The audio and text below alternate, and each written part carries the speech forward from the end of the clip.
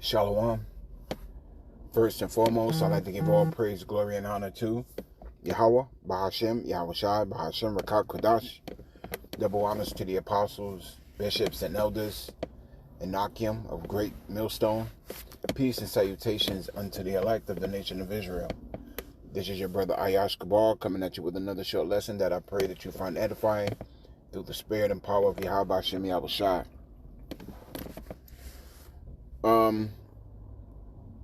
So the devil is on the move, and he's putting things in place so that when calamities break out, everything's already mobilized to put things in order, put people in order, put towns in order. And when these things happen, it's going to happen at a point where, it is least expected. It could be while you're at work. It could be while you sleep. It can even happen when you're on the toilet, and these calamities are going to break out, and a lot of people of the nation of Israel ain't going to know what to do. A lot of people are just going to be caught out there. So you're constantly being lied to on a daily basis about why, you need 3 levels of law enforcement in particular train stations in New York. And one has to question what's going on. Why are you involving 3 levels of law enforcement to an area or to a station where the crimes really isn't happening?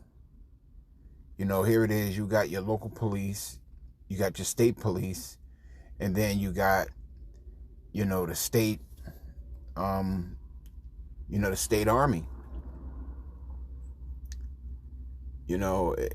For things to be as you could say, as calm as it is right now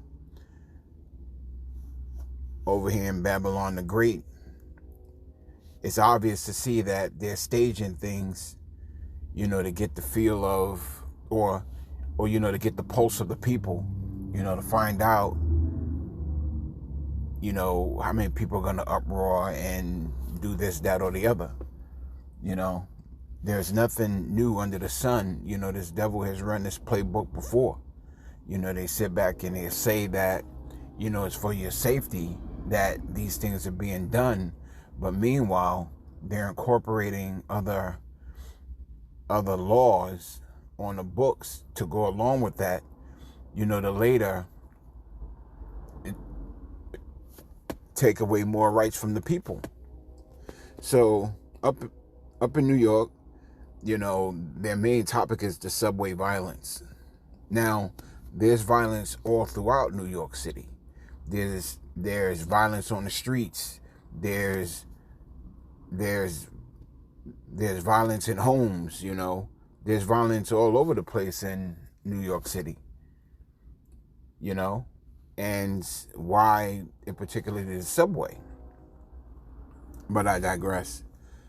So New York City, well, this is out of the Forbes magazine, dated March 6, 2024.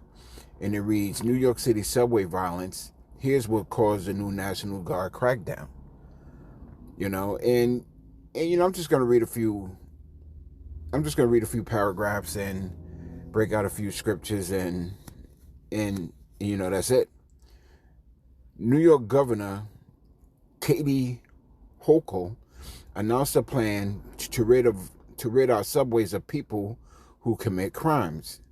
Wednesday, in part by placing 750 National Guard members and 250 MTA officers and state police in subway stations in response to the increased violent crime in the New York City subway system in recent months, including 3 killings. So you had 3 killings in 3 months, but, I'm from New York, you know what I'm saying? And there's always been crimes on the subway. You ride the subway 3 o'clock in the morning,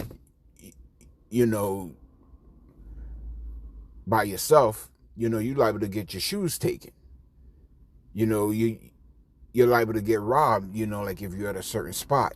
You're liable to get beat up if you're a certain people, or if you're a certain person. These things have always been done, so there's nothing new in terms of the violence that's been going on in New York.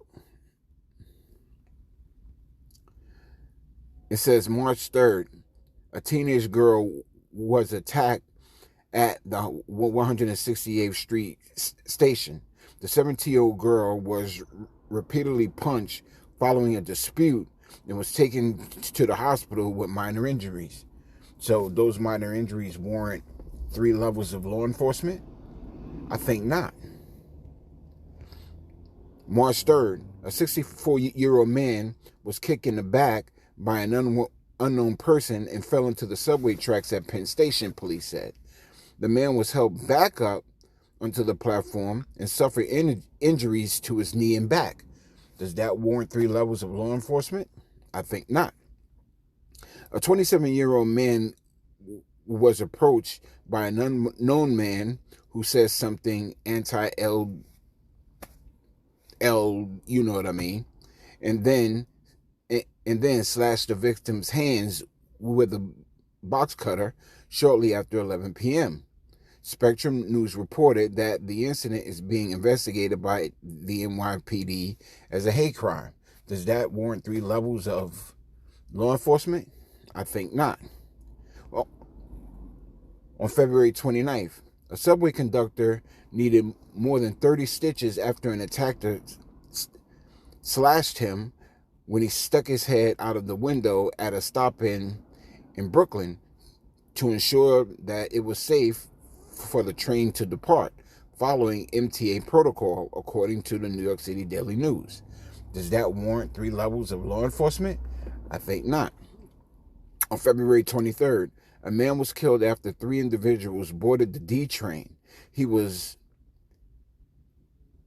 on and began to fight. The NYPD said 3 suspects were apprehended with help of the surveillance camera footage, according to the New York Times. Does this warrant 3 levels of law enforcement? I think not. So, you're reading this, and if you're from New York, you understand this is a everyday, day-to-day. People get beat up. People get cut. People get this, that, or the other. This is a normal occurring thing. But the people don't understand that they're being set up. They don't understand that there's an underlying reason as to why you have this level of law enforcement in the subway stations, and slowly but surely it's coming out. It's coming out in the wash. They're setting things up. And this is just me speaking at a man at this in particular point in time, but they're setting things up so that when shit hits the fan, you're not going to be able to be as free as you once thought that you were free. They have to lock down all levels of transportation. They have to get things in order so that when shit hits the fan, you don't run into the subway. They have to do things so that you're stuck where you're at.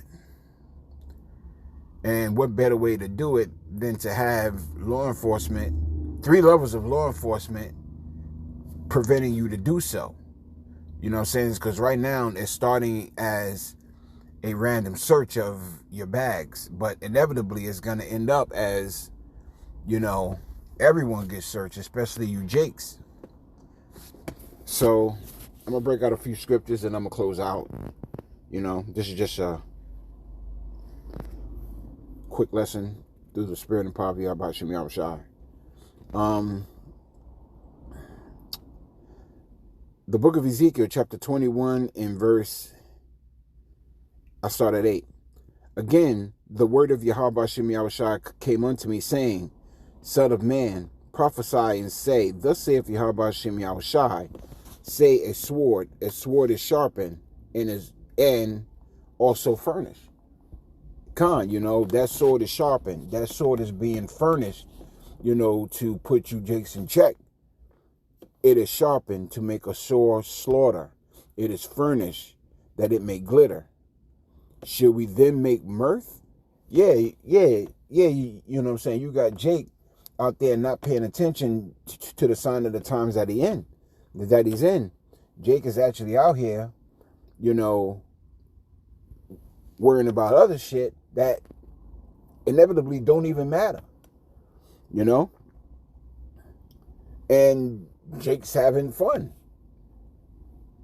Jake's under that dolo shit, It cometh the rod of my son in every tree,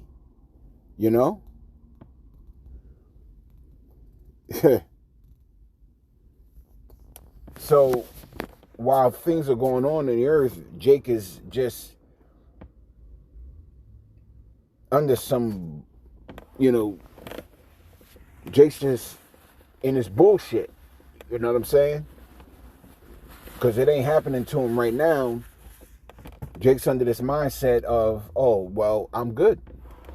But very soon, all hell's about to break loose, and Jake's going to be trapped where he or she is at. And there's nothing that they're going to be able to do about it. Anyhow, this is a quick lesson through the spirit and power of Yahweh Shem Yahushua. I got to head to camp.